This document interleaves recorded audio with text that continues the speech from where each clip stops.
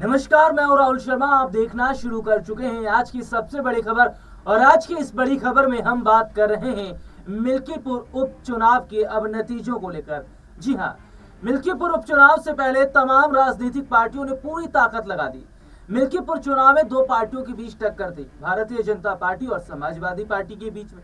जहां समाजवादी पार्टी ने अजीत प्रसाद को चुनावी मैदान में उतारा था, तो वहीं दूसरी तरफ बीजेपी ने चंद्रभान पासवान को मैदान में उतारा था।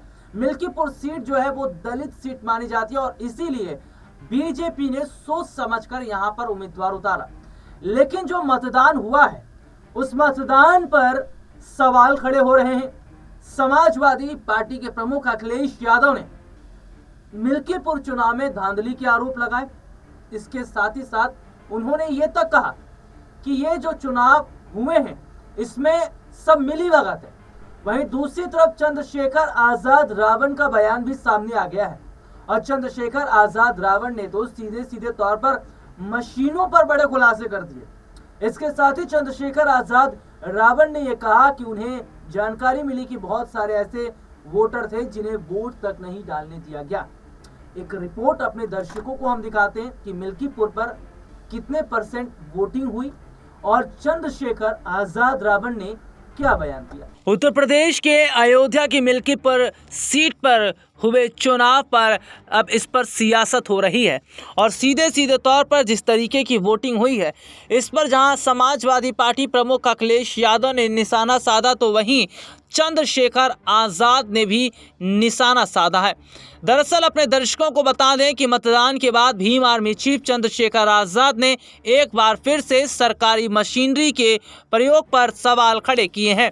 भीम आर्मी चीफ चंद्रशेखर आजाद का कहना है कि 8 फरवरी को ईवीएम खुल जाएगी तो सब पता चल जाएगा। जितना सरकारी मशीनरी का प्रयोग किया जा सकता था उतना किया गया है। वह बोले, मैं दुखी मन से कह रहा हूं कि भारत में लोकतंत्र राजतंत्र में तब्दील किया जा रहा है। अब प्रधानमंत्री नरेंद्र मोदी द्वारा नारा लगाएं, अब की बार ट्रम्प सरकार। अगर आपकी विदेश नीति अच्छी होती तो शायद ऐसा ना होता। अपने दर्शकों को बता दें कि अमेरिका से भारत आए अप्रवासी के साथ जो घटना घटी है, दरअसल भारत के जो अप्रवासी लोग थे जिस तरीके से अमेरिका में रह रहे थे और उनके साथ अमेरिका ने जो सलूक किया उस पर भी सियासत हो रही है। चंद्रशेखर आजाद रावण ने कहा कि सरकार सीधे सीधे तौर पर फेल होती नजर आ रही है। दिल्ली विधानसभा है, चुनाव ही नहीं।